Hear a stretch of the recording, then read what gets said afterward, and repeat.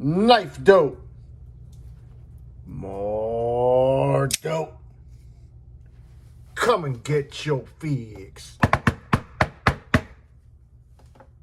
What's up, fuckers? Your boy's back with a fresh batch of dope. Knifedope. That's right, people. The hits don't stop. Got a new batch of dope that was sent to me courtesy of the Apex Pass Around. I believe this one specifically came from Mr. Jacob. Jacob is the owner of the channel called Adequate Media. So if you aren't following him already, please give him a subscribe. Also give him a shout out for this fantastic packaging he does. I think I'm gonna start doing the same thing when I ship out these packages, you know. I think it'd be harder for someone to get in the package and then retape it up if you throw a little color in there. Keep them on their toes, goddammit. So let's get into it. But today's unboxing knife is this one. Budget Wonder. I actually even enjoyed the premium version very much. And this is the CM Design Kubi OEM'd Royal. Shout out to Colin Mason Pierre, one half of the Devo squad, for making another great goddamn knife. But enough of that. Let's get to this. But if you do enjoy the content, I'd ask that you would share, like, comment, and most importantly, subscribe, goddammit. It does help the channel. It does trick that algorithm. And it does help your boy to go viral. Okay, enough of that shit. Let's go ahead and do what we do. Now this one I'm real excited about. I had never, I think maybe at one time I had one of his knives come across this channel, but I don't really think I did a video on it. But this is the, this one's actually a prototype, but I believe these have already hit the streets.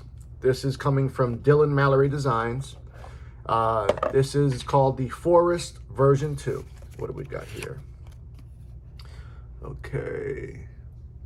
I think just the prototype is S35VN because the production is a different steel, but oh yeah, I like what I see out the gate. Okay, I believe there are several versions to this knife, a couple of different inlay versions rather, but the one we have here in front of us, this is like a carbon fiber twill that looks fucking fantastic. Look at that shit, the way it's just hitting. Yeah, that shit hits different. Fantastically contoured scales with that, so we have a titanium scales with this carbon fiber inlay that is very seamless. It feels like one solid piece of material. Fantastic. Price on this comes in at $435, which is a little bit high in my opinion. But nonetheless, let's talk about it. Handle length is coming in at 4.4 inches. Knife is deployed via the cutout. Whoa! Snappy goddamn D10. Yeah. Overall length is coming in at 7.9. We've got a blade length of 3.5 inches. Beautiful sheep's foot apparatus. This is a, I believe they call this a polished DLC finish, is what they, what the website says. Looks like whoever had this before me did not clean it off. Looks like we got some tape residue. But yeah, we got the generous finger choil right there. So when it's in hand, you can get that full purchase, no refund. Full flat grind on the blade. We got 10/100ths of an inch as far as our blade stock thickness. Now the production run is going to be an S90V. Inset liner lock. Plenty of room to disengage that liner. D10 is dialed the fuck in. She flies out. Right back to the house. Buttery goddamn smooth. You can see we've got this Mallery designed logo on the pivot. We've got a titanium pocket clip with some good amount of retention on there. Now the clip does feel a little bit sharp right there. Almost a full-length titanium backspacer. Now something that I didn't know about until starting to do some of the research for this knife is actually Mr. Dylan Mallery has designed quite a few knives, man. He's done designs for Civivi, CJRB, Beyond EDC, and Artisan Cutlery. Some of the models he's done was he did the Hadros for Civivi, the Centros for CJRB, the Ray for Beyond EDC, And he did about 4, I believe, for Artisan Cutlery. 2 of the ones that stick out to me are the Silax and the Tylos. And I do believe that Artisan Cutlery is the OEM on this knife as well. Let's go ahead and put up some comparisons to give you guys a better idea on the size of this thing. Also, before I forget, the weight came in at 3.5 ounces. So for the size of this, I think that's a fantastic weight. Coming in hot, start with another knife from Artisan, which I absolutely love, which is the Cerberus designed Artisan full-size Arian. This particular one is a Blade HQ exclusive, and I fucking love it. We can see that the Phorus is smaller than that.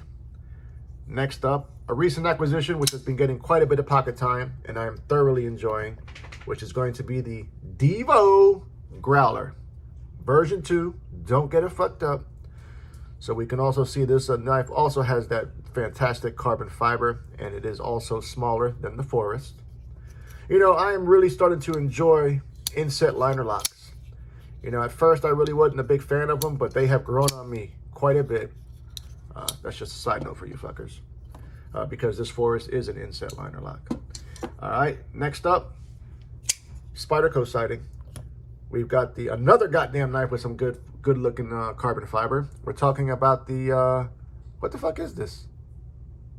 What the fuck is this? Spyderco goddamn oh shit. People, I froze up again. What the fuck is this? Spyderco Capara, god damn it. Tighten up, young man.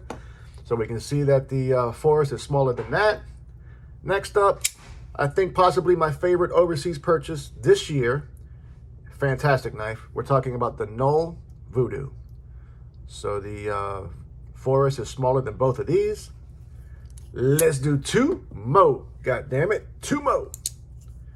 Gonna bring some Wii knives into the building. And this is the one we're talking about, which is the Wii Vision R.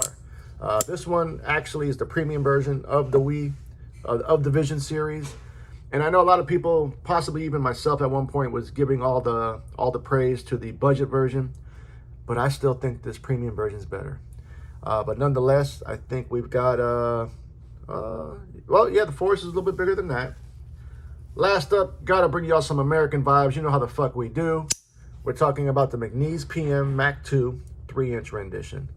Another recent acquisition, which at first I wasn't all that crazy about, but I'm absolutely fucking loving it.